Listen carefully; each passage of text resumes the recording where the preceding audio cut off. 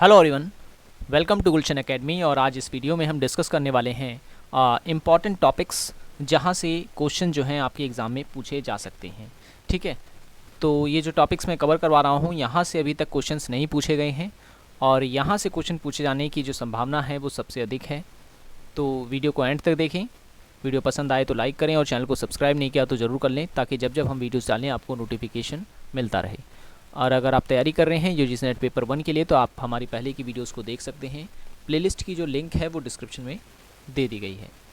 तो expected series है, याद रखें ये किसी एग्ज़ाम का रिव्यू नहीं है। ठीक है, जब रिव्यू में लाऊंगा तो यहाँ पर लिखा रहेगा कि किस शिफ्ट का जो पेपर मैं डिस्कस कर रहा हूँ वो यहाँ पे लिखा रहेगा। ठीक है, ये एक्सपेक्टेड वाला है, यानी कि ये आने की संभावना है।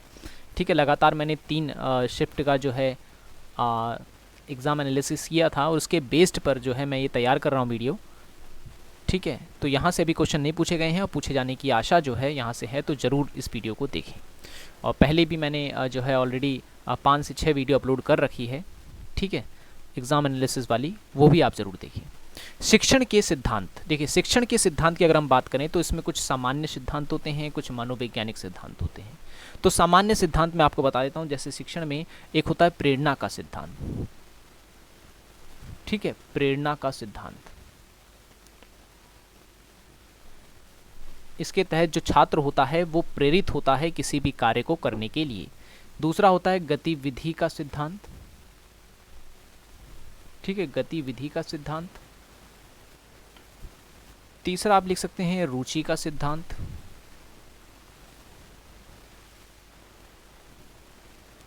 निश्चित उद्देश्य का सिद्धांत। निश्चित उद्देश्य का सिद्धांत। फिर आप ले सकते हैं इसमें लोकतांत्रिक व्यवहार का सिद्धांत।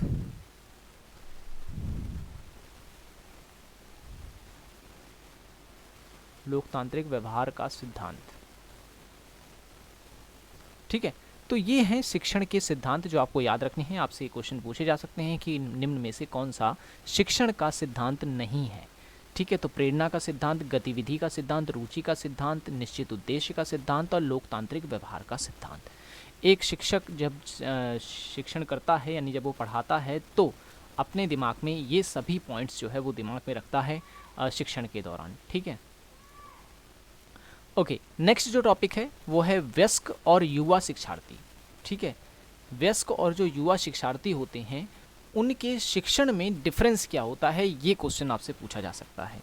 ठीक है, तो जो वयस्क शिक्षार्थी होते हैं, ठीक है, वयस्क, उनका जो विषय होता है वो समस्या केंद्रित होता है। जो चीज़ मैं आपको बता रहा हूँ उसका स्क्रीनशॉट जरूर लेना। ठीक है ना, समस्या केंद्रित होता है इनका विषय। जबकि अगर हम बात करते हैं युवा शिक्षार्थी की, तो युवा शिक्षार्थी जो होते हैं इनका जो विषय होता है वो विषय केंद्रित होता है। ठीक है, विषय केंद्रित होता है। और वयस्क शिक्षार्थी जो होते हैं ये इनका जो शिक्षण होता है ये परिणाम उन्मुख होता है। ठीक है, परिणाम उन्मुख होता है।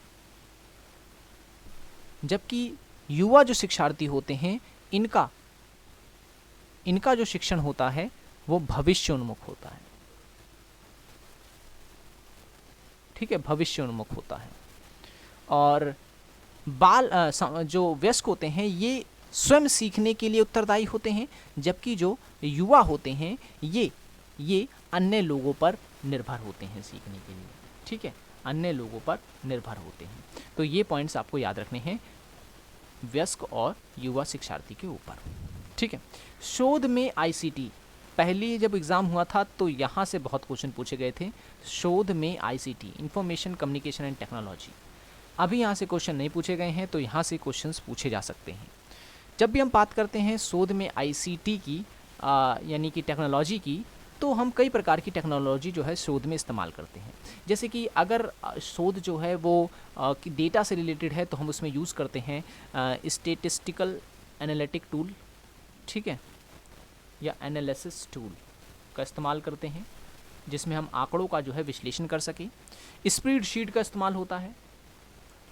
ठीक है, स्प्रेड शीट जो होती है आपने देखा होगा MS वर्ड में स्प्रेड शीट होती है एक MS ऑफिस में, उसका इस्तेमाल करते हैं, वर्ड प्रोसेसर का इस्तेमाल करते हैं हम लोग, ठीक है। तो ये क्या कहलाएगा, ये कहलाएगा शोध में आईसीटी का इस्तेमाल, ठीक है। डीबीएमएस का इस्तेमाल करते हैं, डीबीएमएस क्या होता है, ये डेटाबेस मैनेजमेंट सिस्टम का इस्तेमाल करते हैं, ठीक है। इंटरनेट टूल्स भी होते हैं कुछ जिसका हम इस्तेमाल करते हैं, कौन कौन से हैं भाई इंटरनेट टूल, इंटरनेट टूल कौन कौन से होते हैं, जैसे कि गूगल, ठीक है, याहू, और एक साइट का इस्तेमाल करते हैं हम लोग। और अगर डॉक्यूमेंट की हम बात करें, डॉक्यूमेंट मैनेजमेंट के लिए कौन सा इस्तेमाल करते हैं, आईसीटी, ठीक है। डॉक्यूमेंट मैनेजमेंट के लिए तो आप लिख सकते हैं यहाँ पर ड्रॉप बॉक्स का, ठीक है, ड्रॉप बॉक्स या पीडीएफ कह सकते हैं, और गूगल ड्राइव का भी इस्तेमाल करते हैं हम लोग,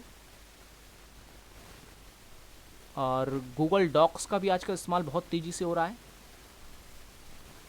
ठीक है। तो ये हैं डॉक्यूमेंट मैनेजमेंट के लिए जो हम इस्तेमाल करते हैं। तो शोध में वैसे अगर देखा जाए तो बहुत सारे टूल्स हैं जिसका इस्तेमाल हम कर सकते हैं, ठीक है। मेनली मैंने यहाँ पर आपको बता दिया है इंटरनेट टूल कौन कौन से इस्तेमाल कर रहे हैं हम लोग, और डॉक्यूमेंट मैनेजमेंट के लिए कौन से टूल हम लोग इस्तेमाल करते हैं, और अगर जो डेटा हमारा जो शोध है या जो रिसर्च है वो एनालिटिकल है या स्टेटिस्टिक्स से रिलेटेड है तो हम इस प्रकार के टूल्स भी इस्तेमाल करते हैं, ठीक है। तो आप इसे स्क्रीनशॉट ले लें, मैं मिटा देता हूँ इसको।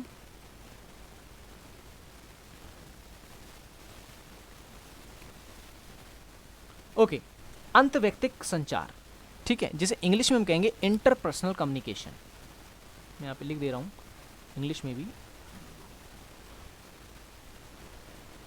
इंटरपर्सनल कम्युनिकेशन, ठीक है।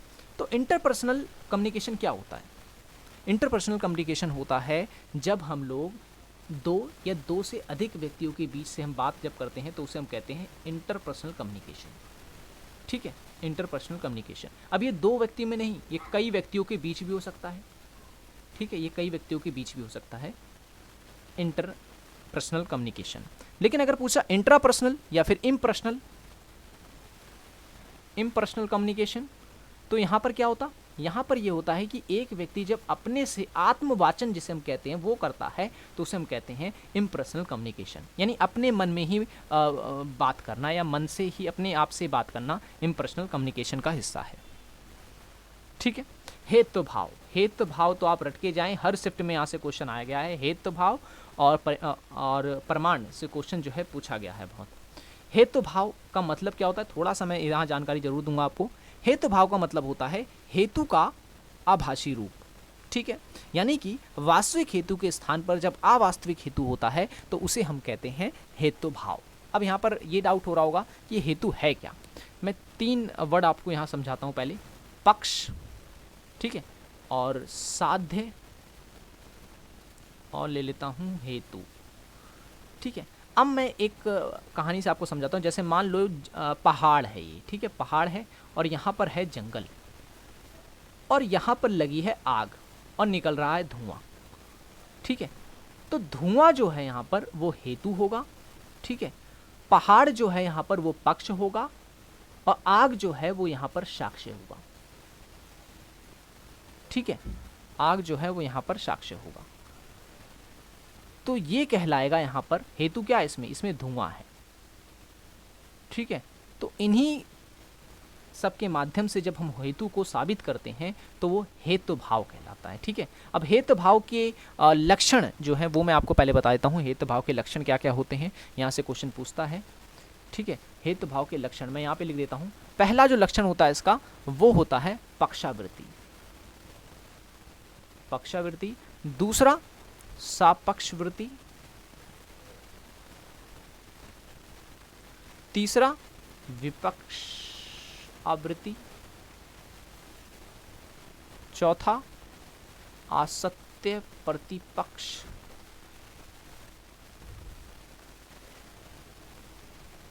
ठीक है, और पांचवा होता है अबाधित विषय, अबाधित विषय। तो ये हैं हेतु के लक्षण, हेतु के लक्षण। पहला है पक्षावृत्ति, का मतलब ये हुआ हेतु का पक्ष में ना होना। सापक्षवर्ती का मतलब हो गया हेतु का सापक्ष में ना होना। विपक्षावर्ती का मतलब तो क्लियर ही है, विपक्ष में हेतु का ना होना, और सॉरी विपक्ष में हेतु का होना, पक्ष में हेतु का ना होना, ठीक है ना, ये सही है। और असत्य प्रतिपक्ष, इसके अंतर्गत क्या होता है, इसमें यह होता है कि हेतु का विरोधी अन्य हेतु का ना होना, ठीक है। और जबकि आबाधित विषय क्या होता है, इसके अंतर्गत ये होता है कि हेतु द्वारा स्थापित साध्य का अन्य प्रमाण द्वारा खंडित ना होना ही आबाधित कहलाता है। एग्जाम्पल के थ्रू मैं आपको इसे समझा सकता था, लेकिन इसमें बहुत टाइम लग जाएगा, ठीक है। और अगर आपने इंडियन लॉजिक थोड़ा सा पढ़ रखा है तो आप इसे अच्छे से अब समझ गए होंगे, ठीक है। नहीं समझे हैं कोई बात नहीं, कमेंट बॉक्स में बताएं, ठीक है, फिर उसका दूसरा तरीका हम बताएंगे। ओके, मिटा रहा हूँ मैं, स्क्रीनशॉट लेना चाहे ले लें। वैसे क्वेश्चन आपसे पूछेगा क्या, हेतु भाव का थोड़ी सी परिभाषा आपको याद होनी चाहिए, ठीक है। एग्जाम्पल दे देगा आपको, या इनकी विशेषता या लक्षण आपसे पूछ लेगा, ठीक है, बस इतना ही पूछे जाएंगे। और ज़्यादा एडवांस जाएगा तो जो है आपको इसमें कंफ्यूज करेगा, ठीक है। स्पैमिंग और वायरस, स्पैमिंग क्या होती है भाई, वायरस क्या होता है, या फिर आपसे पूछ ले फिशिंग, फिशिंग क्या होती है। अब तीनों शब्दों का मतलब समझें। स्पैमिंग का मतलब क्या होता है, स्पैमिंग का मतलब होता है, आपने देखा होगा कभी कभार आपकी ईमेल आईडी पर कई सारे ऐड वाले एडवर्टाइजमेंट आ जाते हैं ईमेल के थ्रू, जैसे कि स्विगी हो गया, जोमेटो हो गया, या फिर किसी भी कंपनी हो गई, कोई सी भी कपड़े की हो गई, या फिर किसी फूड प्रोडक्ट की हो गई, तो वो बिना आपकी जानकारी के आपको ईमेल कर देते हैं, ठीक है, बिना आपसे पूछे या बिना आपके कुछ ईमेल आईडी लिए हुए आपको मेल करते हैं। तो इस प्रकार की मेल को कहते हैं स्पैमिंग, ठीक है। कमर्शियल मेल होती है खास तौर से, ठीक है, कमर्शियल मेल होती है। और वायरस की अगर हम बात करें, वायरस जो होता है वो एक प्रकार का एप्लीकेशन होता है, ठीक है, या कहीं एक प्रकार का एक की फाइल होती है जो कि किसी भी कंप्यूटर में अगर चली जाती है तो उसके डेटा को पूरी तरह से ख़त्म करती चली जाती है, ठीक है। चलिए, आपके लिए क्वेश्चन ये है कि आप मुझे किन्हीं 3 वायरस का नाम बताएंगे, आप जिन्होंने विश्व में आतंक मचा रखा था, 3 वायरस का नाम आप बताएंगे। फिशिंग क्या होता है, फिशिंग का मतलब ये होता है, आपने देखा होगा कभी कभार आपको मेल आता है कि आपकी लॉटरी लग गई, या फिर मेल में लिखा रहता है कि आप 5 लाख रुपए आप लेना चाहते हैं तो इस लिंक पे क्लिक करें। तो इस तरह की मेल जिसमें आपको फंसाया जाता है तो वो कहलाती है फिशिंग, ठीक है, वो कहलाती है फिशिंग, जिसका उद्देश्य होता है कि आपको लूटना, ठीक है। तो ये चीज़ आप याद रखें। प्राथमिक प्रदूषण क्या होता है, ठीक है, जो प्रत्यक्ष रूप से पर्यावरण को दूषित करें वो प्राथमिक प्रदूषण कहलाते हैं। कौन कौन से आ जाएंगे इसमें, पहला आएगा कणिक तत्व आ जाएंगे, ये कणिका तत्व जो छोटे छोटे तत्व होते हैं वायुमंडल में। दूसरा है हाइड्रोकार्बन आ जाएगा इसमें। तीसरा इसमें नाइट्रोजन ऑक्साइड आ जाएगा, ठीक है। और इसमें आ जाएगा कार्बन डाइऑक्साइड, या कार्बन के ऑक्साइड, डाइऑक्साइड नहीं, कार्बन के ऑक्साइड, कार्बन के ऑक्साइड, सल्फर के ऑक्साइड, सल्फर ऑक्साइड, और इसमें आ जाए क्लोरोफ्लोरोकार्बन,